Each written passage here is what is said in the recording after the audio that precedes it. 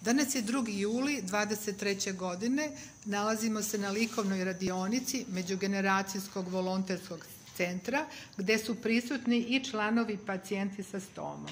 Među nama je upraviteljica gospođa Zaga Anđelković koja je čitav svoj radni vek provela kao socijalni radnik, tako da zna problematiku iz ove oblasti, a i porodično je imala pacijente sa stomom. Gospođo Zago, izvolite. Dobar dan. Ja podržavam Miljko baš zbog toga što sam u porodici imala takav slučaj pre 30 godina i znam koliko je teško i porodici i pacijentima sa stomom, bar tada u to vreme.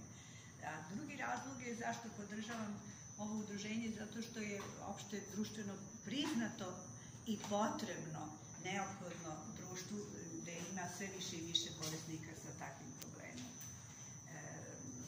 Moj pristup je da treba osoba sa takvim problemom da živi jednako kao i potpuno zdrava osoba i da bude potpuno aktivna. I mogu da, moje utiske u stvari da prenesem sa zadnje naše likovne kolonije koja je održana prošlog meseca u Grčkoj.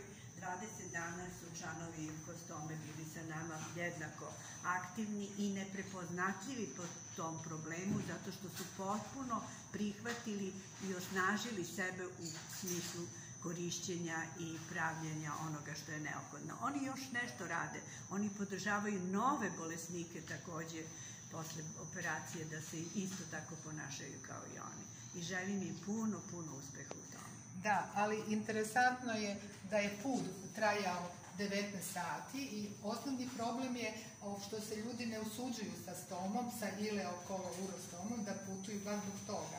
Znači svaka 3 sata je pauza, tako da smo imali priliku da odemo do toalete.